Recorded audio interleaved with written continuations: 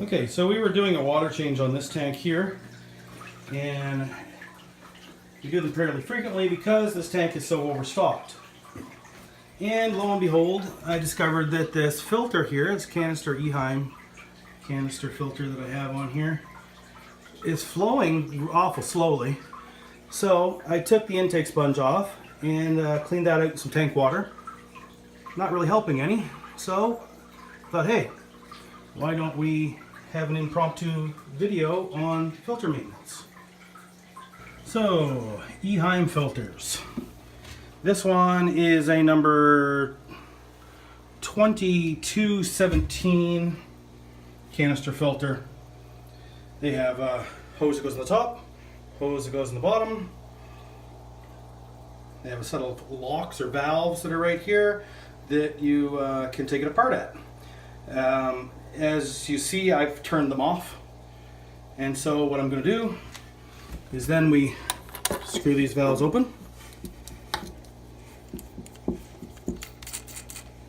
And by closing those valves, the hoses go up into the tank. One's an intake, one's an outlet, going to a spray bar in this case. Unplug it. There's cord all unplugged. And so we shut off those valves, unscrew it like so, and they separate. A couple of drops of water, very, very few. We do that on both, and then we take it to service it. All right, be right back. So here we are now in my bathroom. Sometimes I service the filter in here because I'll use the tub, but generally I have a wash tub, and that's where I usually do all this sort of work. But it's a little easier actually to film it here for you guys. So this is just my kitchen sink, my bathroom sink. And this is not the best environment, and let me tell you why. Because of the soaps that we use and all of that sort of thing. And you could lose parts down here. I do have a nice big counter here, so that works out pretty good, and had somewhere I could set up the camera for you guys to take a look at it. And I can spread all the parts out here so you can see them and hopefully see what I'm up to. So let's go ahead and clean this filter.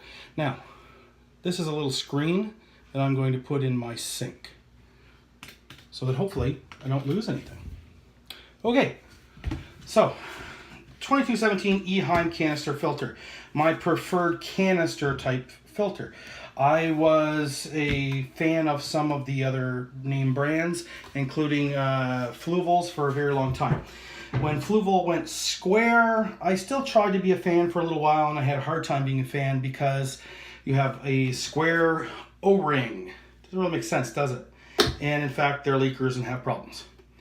So this canister hasn't been serviced for a little while. It's slowed up, which means it's blocked up. So let's see what we have inside of here.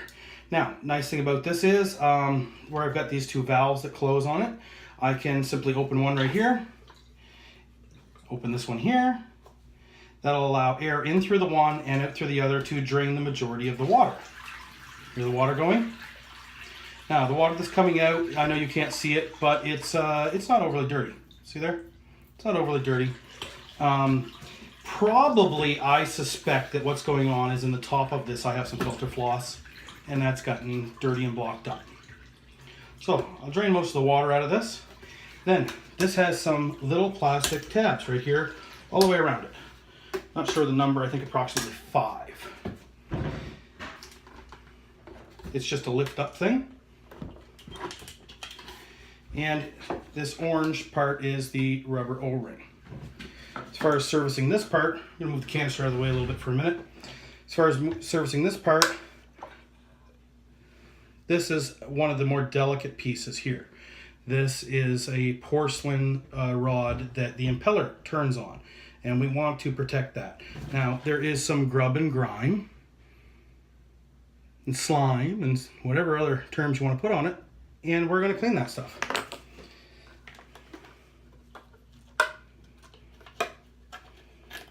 Piece comes off as well. Here's the impeller itself. And if you don't have big clunky fingers, you can just pull it out easy. Okay, so Now, here's something that happened to me recently, and it's going to sound kind of funny, but it wasn't so funny. When I'm cleaning this off, I use brushes and so on, and your hands. And there was a little bit of slime in here, and I decided while cleaning one of these recently that I want to stick my finger in there and kind of run it around and clean some of the garbage out of there. When I did so, there's a very small bypass hole right here. And that was essentially a syringe. As soon as I stuck my finger in the water, that squirted out. And of course, I was looking to see what I was doing. Guess what? Squirted me right in the eye. That wasn't fun. Painful. Dirty. It's literally bacteria. So, in other words, be careful with all these small parts that you don't lose them, and be careful, protect your eyes, all that sort of stuff. Okay, so that having been said, generally you wouldn't want to rinse or clean these items in anything but tank water when you're doing a water change. I'm on a well here. I know what my water is. I've tested my water, and I'm pretty safe to do some cleaning with my tap water. And I'll be honest, I'm going to get some brushes and all that sort of stuff and do a little bit better job than what I'm initially showing you here. But giving that a quick rinse. Going to give this a quick rinse.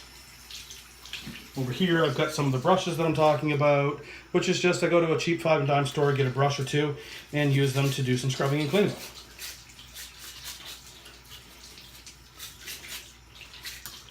The manufacturers of almost all of these canisters recommend that when you're putting them back together that you get the silicone lubricant sealant and you put them on these O-rings to keep those rubbers from drying out and becoming a problem with leaking, and to help them seal and slide together better.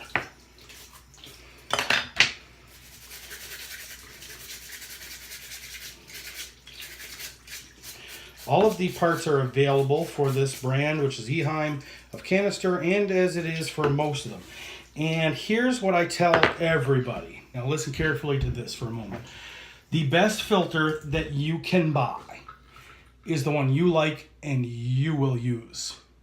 Okay? Now, that means I like this Eheim Classic canister filter. Somebody else doesn't like canisters at all. Somebody likes to hang on back. Or the next person really likes the Fluval canisters. Somebody likes Sun. And there's, play this game all day, listing off all of them, and that's not what this is all about. And what I tell everybody is the best one to have is the one that you will use, you will service, and that you like. Because if you don't like it and you neglect it, you're not going to take care of it. So, the only thing I would add to that is, the only filter that's not a good one to have is one that is not UL or CSA, in my case from Canada, approved. And I'll tell you why that is too.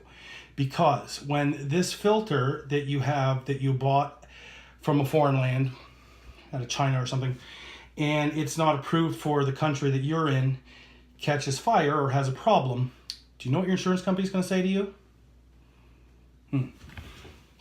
Okay, so let's get into this a little bit.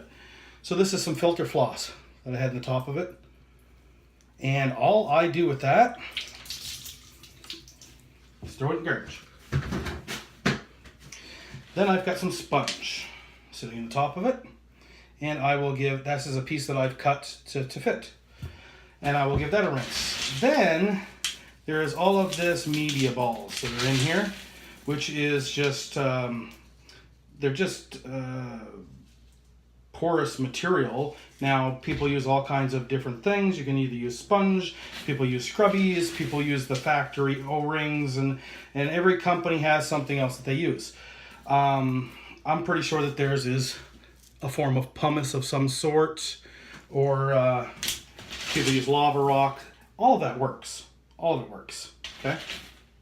So, I'm going to give that all a quick rinse, because that's essentially what's in here for the most part. There's some sponge in the bottom, and there's all of that. And then we'll be right back. Okay, I'm back, and here I have a strainer. This is a strainer. Over here I have a container, and my brushes and all those tools. Now this stuff is stuff that I bought at a local discount store, and they're used just for this purpose and no other purposes whatsoever. So in other words, they never get soapy or anything else. So, these are some bio rings that I have in here. This container over here has all of the little pellet type ones in it. And then in the bottom I have sponge. So, quick, gentle rinse. Quick, gentle rinse. That's all. Just with water. Now, once again, this water, I've set the temperature on it so that it's not shocking anything that's here. And if I was doing a water change, I would use this water, and it would be safe. So that's what I'm doing essentially.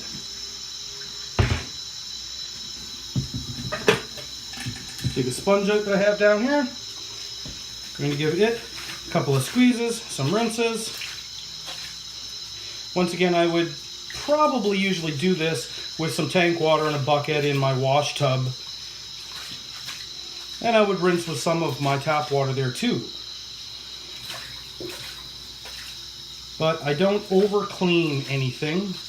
We get it to run clear. And for myself, I always make sure that the temperature is pretty close to what it would be. Now, the tank that this is running on runs about 77, 78 degrees. And you get pretty good at feeling the temperature after a while. All right, got that all rinsed out, a little cleaner looking. Another sponge, cleaned and rinsed out. These rings here, there's a few of them that live inside of this unit. I'll just give them a quick rinse, a little scrub off with the brush. Not going to go ape crazy on any of it, just quick rinse.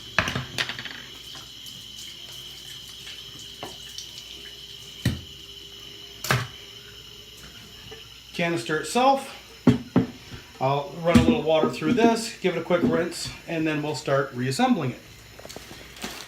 Here I have the filter floss or matte material that I'm going to cut to size to use for this. Now, the important thing to consider when you're getting this stuff is that you do not get it with any kind of treatment in it. You don't want it treated for fire retardant. You don't want it treated for anti-allergy. You don't want it hypoallergenic or anything and stuff, because those have anti-mold agents and stuff in it, and that's not good. So you want this to basically be the cheap stuff, which is wonderful as well. And I'm just going to cut it to a rough size.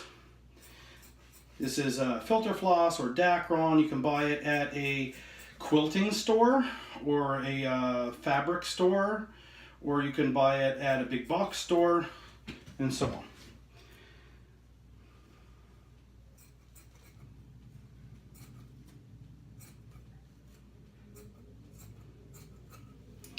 And there we have it. Okay, so this is you can also get it loose and so on. This is a piece roughly the same size. Get the idea? And that's going to work just great. Okay, so now that we have all of the things that we need in order to put this back together, let's do that. So, one grate goes in the bottom first without anything in there. And then I put a sponge in on top of that. Now that separates the materials from each other, and the way that an Eheim works is this spout goes into the bottom of it. That ring is just above it that we placed in there. So the material, the water, has to catch the material that's in the water by going through there and raising up through the canister and out through the other hose. Now,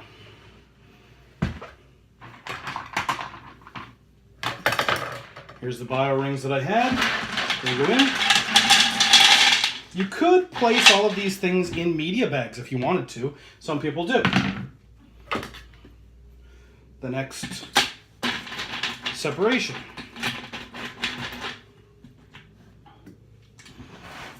Then all of the other media balls that we had from earlier.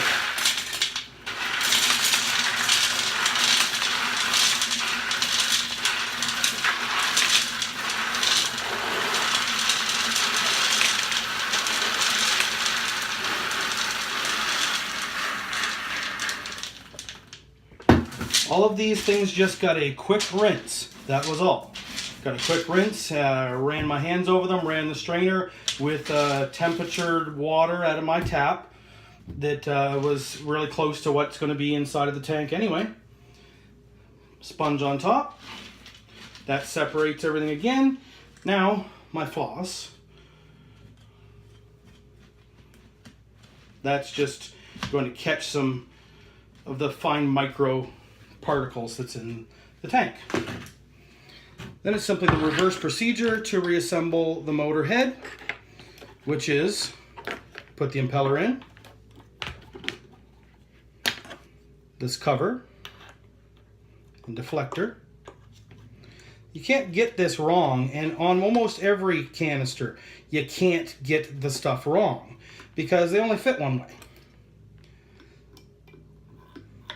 Impeller shaft clicks into place. That little click's a good thing, and we're good to go. Now I make sure that the rubber is wet, is how I handle it. Now this will go on in any direction, provided that these little slots line up with a tab, one of these metal tabs right here.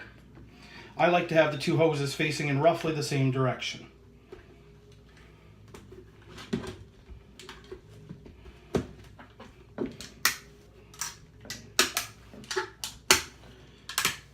End of story, right there. Now, some people fill the canister first with water with an Eheim. You don't need to. Let's go see how it works. Here we are, sitting on the floor again beside the tank that it goes on. And it's really simple. You can't mess this up because they're two different size hoses and you have a male end and a female end to each one of the hoses. So the two go together, they screw together like so, that tightens up. These two go together, and that's that. Now, we open the valves. We open the valves. Now, you hear that? That's it filling up. The intake pipe already had water in it, so it's automatically filling the canister up. It'll fill up from the bottom to the top, and you're hearing the air coming out of the system is what's going on.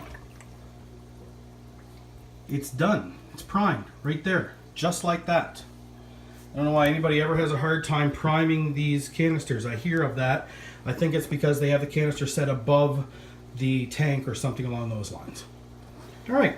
Okay, so we're about to plug it in. I wanted to back up a little bit and show you a little better. So, plug it in, turn it on. And there it goes. It's burped a little bit of air out of itself. And it's running and has been serviced. Now, I will replace the intake sponge. And essentially, that is it. So if you ever have to service your Eheim canister filter, that is how it's done. Easy peasy.